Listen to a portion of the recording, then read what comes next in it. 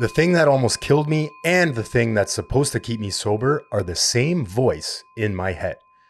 For years, I thought my problem was the drink, the drug. It turns out the drink was just the symptom. The real problem was the guy holding it and how sure that guy was he had everything under control. Today, we're talking about ego, and ego is the enemy. You hear this term a lot, and one of my favorite definitions of it is edging God out. But ego is essentially this self-obsessed part of me that wants control, that wants to do everything my way, wants you to follow my script, and I'm right, you're wrong. We're not talking about ego like confidence. We're talking about ego like the little dictator in your head that always needs to be right, always needs to be special, center of attention, and will burn your whole life down before it admits it's scared. So I'm going to redefine what ego actually is. Welcome back, or welcome to Recovering Out Loud podcast. My name is Anthony. I'm an alcoholic addict in recovery with a year and a half sober, clean and sober. I relapsed at about 7.5 years on steroids, secrets, and ADHD medication. And today I am bringing the recovery content to you. Thank you to all the new listeners that have joined us. If you're not following the podcast, please follow along. It is the greatest payment I could receive from you. Thank you.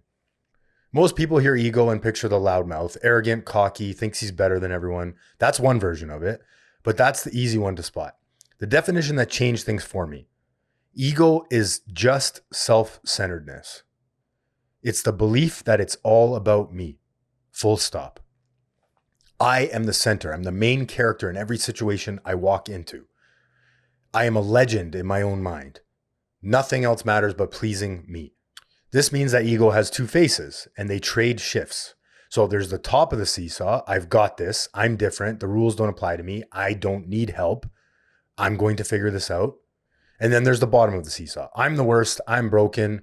Nobody's been through what I've been through. I'm hopeless. What's the point? I'm just terminally unique.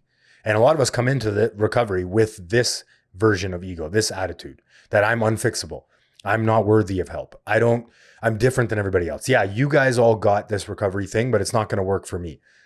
It works for you, but I'm different. I'm worse. I'm better. I'm whatever the thing is, but this is the bottom of the seesaw. Here's the part that took me way too long to get. Self-pity is ego too. Feeling like the biggest piece of garbage in the room is still making yourself the main character. Both are the same lie wearing different clothes. The lie that I'm the center of the story. How ego keeps you sick. Ego is the bouncer at the door of help. It stands there and goes, you don't need to say that out loud. You can figure this out yourself. That voice that says, no, settle down here, buddy. We've got this. You don't need to tell anybody about this suffering. We're going to figure it out. We always do. The specific ways it shows up in recovery. Terminal uniqueness. My situation is different. My pain is worse. This stuff works for other people, but not for me. Ego loves that one because it gets you out of doing the work. It's your free pass. If I'm different, if it's not going to work for me, that means that I don't need to do anything. I can just sit here in self-pity and wallow and be sad and depressed. Poor me. Pour me another drink. Being right over being well. So winning the argument, keeping score, needing the last word. Yeah, I can think of countless times in my recovery where I was so caught up in ego that I needed to be right, that I was incapable of listening to other people, incapable of hearing the message that they were delivering and waiting to talk. That's ego for me. Comparison. Measuring my insides against everybody else's outsides. Ego always finds someone doing better to feel worse about, or someone doing worse to feel superior to. Either way, I'm not doing my own work. Yes. One thing I noticed about coming back into recovery this time around is that I do this a lot. I compare my insides to your outsides. I'm either better than you or worse than you. Materially, financially, physically. My default is to compare. And what do we know about comparison? That it is the thief of joy. Constantly in lack. I am constantly missing something. It is not a good place to be. The complacency trap. This is the sneaky one, especially with time. The longer you're sober, the quieter ego gets, until one day it whispers, you've got this handled now. You're not like you used to be. One won't hurt. Nobody will know. We've all heard this voice in our head. I can remember a time I was on vacation in Jamaica. It was my first all-inclusive vacation. I think I was 2 years sober back in 2017, maybe. And there were people doing funnels of beer on the beach. And they came up to me and they offered it to me. And I remember the first thought in my head was, I was scared shitless because I kind of prepared for it. You know, there's people drinking all around you. I was content in my sobriety. I was working a good, solid program. And the very first thought was something along the lines of, you know, you're in Jamaica. Nobody would know. You could get back to recovery when you get home. My very next thought, because I had cultivated a recovery program, I had a pause. My very next thought was, no, call your mentor.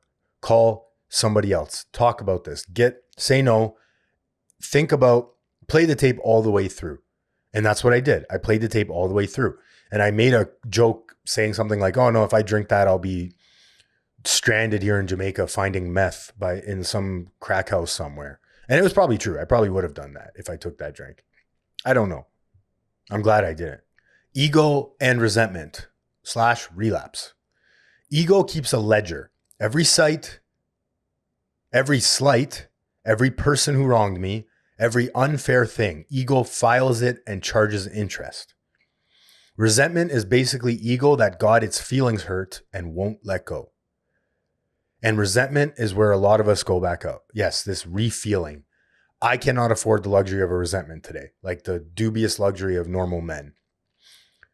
Resentment is that thing that's like poison when I keep it inside of me. It's just growing and growing, and eventually I'm going to relapse if I don't get it out.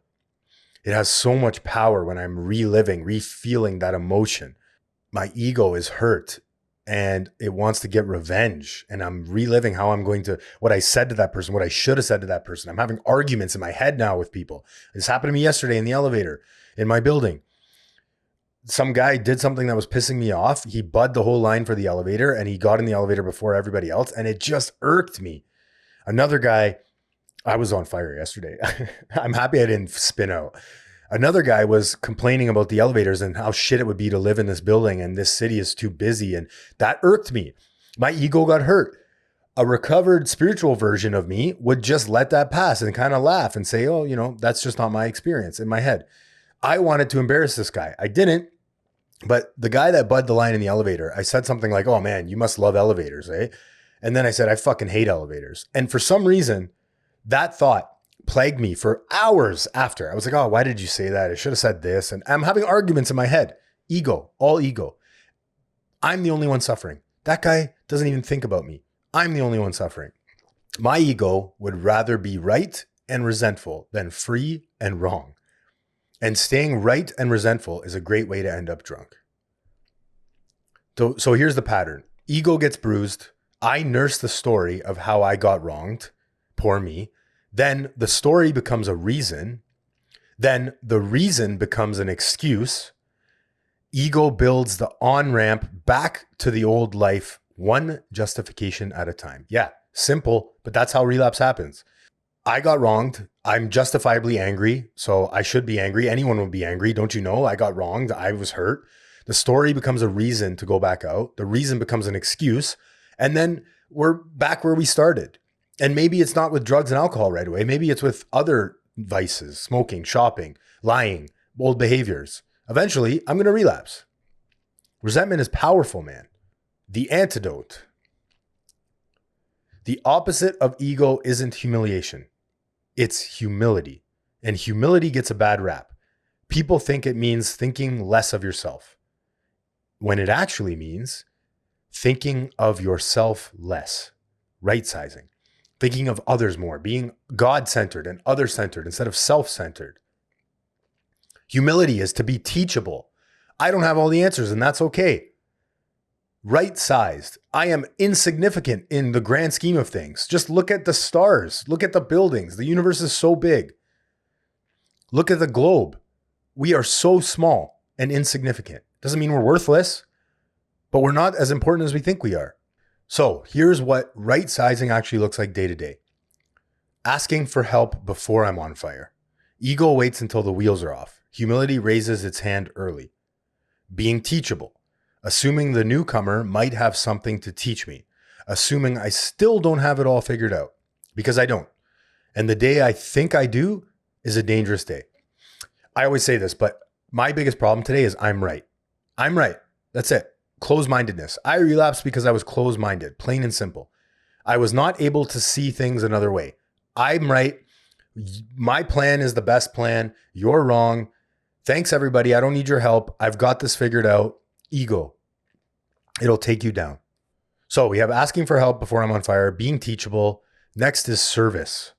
This is an ego killer. You literally cannot be self-obsessed and be useful to someone else at the same time. Showing up for another person shrinks ego down to actual size.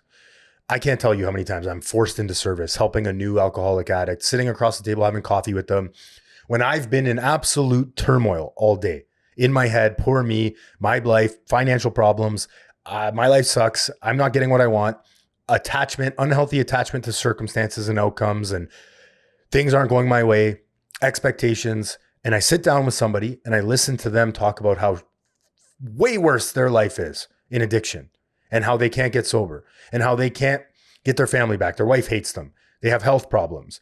And I'm immediately right-sized. Oh yeah, I'm just like that guy. Oh yeah, my problems are actually pretty good.